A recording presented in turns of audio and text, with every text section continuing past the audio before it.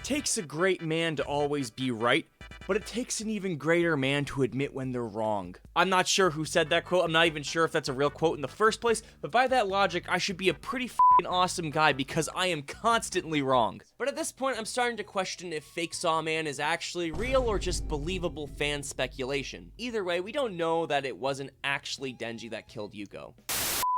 Anyway, in chapter 128 of Chainsaw Man, we finally got the confirmation that there are, in fact, two separate Chainsaw Men running around right now, both confirming all of the fan theories and speculations and also adding another layer of mystery to the Chainsaw Man universe. And because we're going to be talking about a mystery, how about I change over to my mystery lighting real quick? That's much better. But not only did we finally get to see FAKESAW MAN in action, but we also got to see a hilarious interaction between Asa and Denji at the beginning of the chapter, as well as a potential setup for the next arc in Chainsaw Man. We're going to be talking about all of that and more in today's chapter review video, including the potential identity of FAKESAW MAN himself. But before we get into any of that, remember to like this video and subscribe to my channel if you like this kind of content. If you guys can help me get to 5,000 subscribers before the end of the year, I don't know, I'll host a pizza party or something. So with that out of the way, let's look at some Chainsaw Man. Now, even though a lot of really hype stuff happened in this chapter of Chainsaw Man today, I feel like a lot of people are overlooking what I would consider the best part of this chapter, which is the first 3 or 4 pages, the argument between Asa and Denji about sex. I shit you not.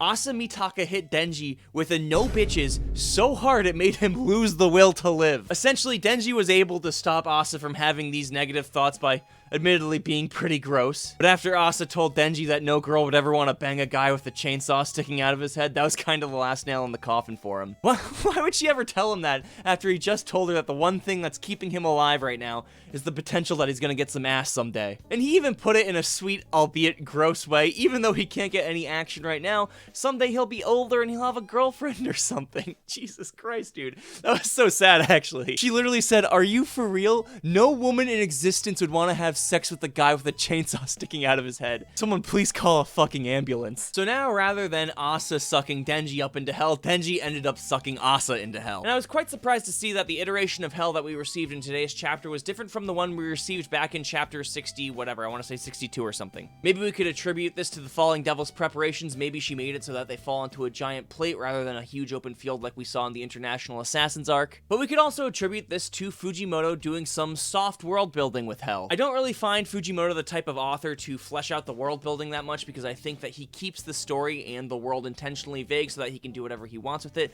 I honestly think that's one of the most charming parts of Chainsaw Man. But this could at least be a soft confirmation that there are different topographies of hell, kind of like the Nether in Minecraft. But it's nice to see some consistency with this iteration of hell. You see on the plate we have those apples that the Falling Devil bought from the grocery store. We see the head of that one guy, you know, you remember him. Fujimoto is the type of guy that has an eye for detail, so I'm glad that he included that. And speaking of fun inclusions from this chapter, we once again got to see that fun little caterpillar fella from like 2 chapters ago. I'm not really sure about the significance of this character in specific. I can only assume that this caterpillar guy is one of the fine diners that the Falling Devil was talking about and that FAKESAW MAN was talking about at the end of this chapter. That's probably going to come back to Earth to try to repossess Asa Mitaka after Denji and Asa escape from hell. I'm not so sure how many people are afraid of caterpillars, so I would be hard-pressed to say that this is the caterpillar devil, especially if he was able to damage Chainsaw Man like that and also seamlessly travel through a portal between hell and earth. I just don't think a caterpillar devil would be up to snuff for that task. So now we're at a pretty important detail in the chapter, and I just want to make sure that everyone's on the same page as me. The Falling Devil says, "My main dish doesn't call for Chainsaw Man. If you leave Asa Mitaka here, I'll let you return back to Earth." Denji's response to this was, "Can I at least take her ass back with me?" Now, I just want to make sure that we're all on the same page here. Yeah, sure, Denji's a horny pervert and all like that, but he didn't actually mean that he wanted to take Asa's ass back with her. He's not a creep like that. If you look at the panel, he's revving his engine when he says that he clearly had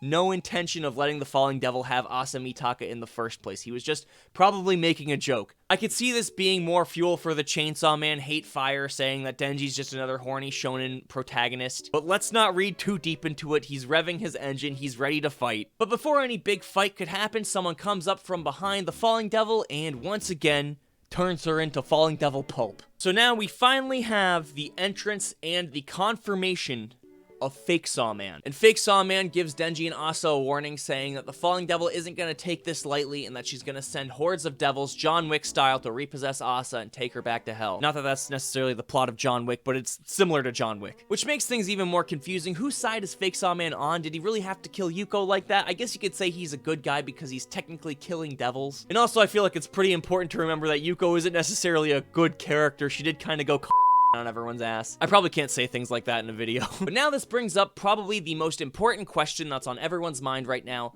Who is FAKESAW MAN? Now, before I started filming this video, I actually did do a little bit of research into who I could possibly think it is. I even went back and read some of the Japanese versions of the manga, and I think I could even potentially narrow down the answer as to who I think it is. And I just want everyone to take everything I say after this point with a grain of salt, because if you remember, I did technically say that I was doubting the existence of FAKESAW MAN in the first place, but I have some ideas. First of all, I'm going to go ahead and say that I doubt that the person that saved Denji 2 chapters ago is the same person we're seeing now as FAKESAW MAN, just because their shoes are 2 different colors.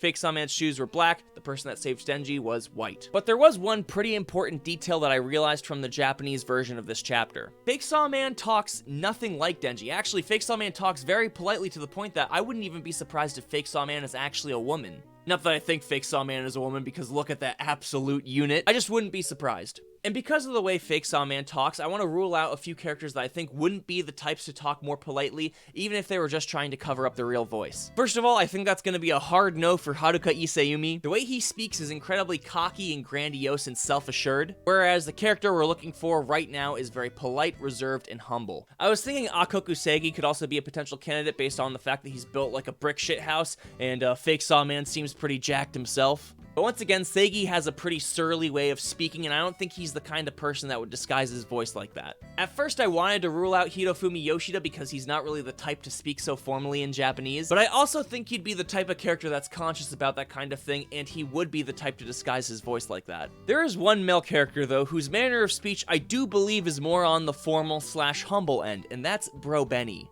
I'm pretty sure I also remember Kobeni saying that her parents wanted to send her younger brother to college because he's the brilliant one, and that's why they put her to work. Maybe he's even brilliant to the point of being able to comfortably lead his peers astray as to the true nature of his abilities. Once again, take everything I'm saying right now with a grain of salt. I just wanted to add some potential candidates to the pool of who FAKESAW MAN could really be. So at the end of the chapter, we're left off with FAKESAW MAN's warning, please evade these devils until sunrise, Chainsaw Man, which I guess means this upcoming arc of Chainsaw Man is going to be a wave-based Call of Duty Zombies style survival arc, which I'm more than cool with. That sounds fucking dope. Which is eerily reminiscent to the International Assassins arc of Part 1 of Chainsaw Man, and if these stories are truly paralleling each other, then who knows, we might even see the return of some familiar faces like Quan Chi or Santa Claus. It would just be kind of weird because the timing doesn't necessarily match up between the International Assassins arc and this new wave survival shooter arc in Chainsaw Man Part 2 right now. You'd think we'd still be in Katana Man or something.